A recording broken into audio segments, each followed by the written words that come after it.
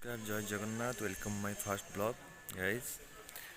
आज गोटे नुआ जिनस देखा आम बर्तमान अच्छु कटक कुंभार साही। चलन देखा से नुआ जिनस कौन सविशेष आपको कहि।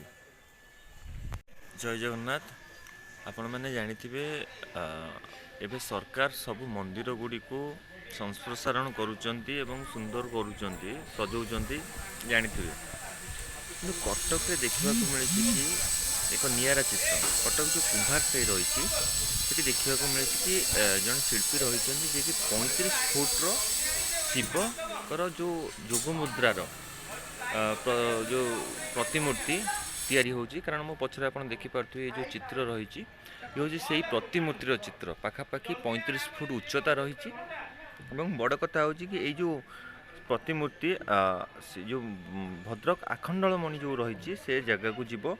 एवं ताकू सेठी जाइकी खंजा जीव जेहेतु कारण एत हाइट रही प्रतिमूर्तिर ताकू नवापाई समस्या रेणुक पीस पीस करके नि जहाँ शिल्पीर जी कारीगर सी प्रतिक्रिया दौले क्योंकि ना क्योंकि आम चित्र स्पष्ट भाव में जापा जे ये जो चित्र बेस सुंदर देखा कारण एबेठार एत सुंदर होगा जो देखा जाऊँगी तेरे कारुकार्य सरला तार चित्र किभली निहाती केउना केउटी अति सुंदर देखा निहाती भाव में। तो आर गोटे मुझे किसी चित्र देखा चाहिए आर गोटे जो डेमो मूर्ति जो रही डेमो मूर्ति की आगे आपको देखले आप सविशेष जानीपर। देखु ये जो डेमो मूर्ति रही शिवंकर ये होती जोग मुद्रार ये गोटे प्रतिछवि रही यही टाइप्र 35 फुट उच्चतार मूर्ति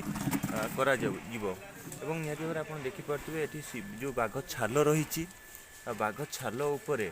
महादेव बसिचंती जोग मुद्रार यही टाइप्र रखापाखि 35 फुट उच्चतार ये मूर्तिटा निहाती भाव में आर सुंदर तो कहीपर बहुत सुंदर देखा निरा जिनस ये क्यों ना क्योंकि ये जदि देखा आम स्पष्ट भाव में कारण मो पछरे जो मूर्ति आप देखिपे ये भी सही टाइप्र तैयारी होची कारण यार उच्चता रही 35 फुट एवं ये आखंडलमणि भद्रक जो आखंडलमणि रही शैवपीठ सेठी स्थापना करा जहाँ आम पाखे सूचना रही मूर्तिर बजेट रही पाखापाखि 65 लाख टंका एवं निहाती भाव में जहाँ सूचना रही जो जागर पूर्वर यहाँ स्थापना करा से आखंडलमणि एरिया किछि नुआ नुआ वीडियो देखिए मो चैनल को सब्सक्राइब करंतु लाइक करंतु शेयर करंतु और रिक्वेस्ट रहिबो निहाती भाव में सब्सक्राइब बढ़िबो एभली नुआ नुआ किछि इनोवेटिव जिनस इनोवेटिव वीडियो देखैबी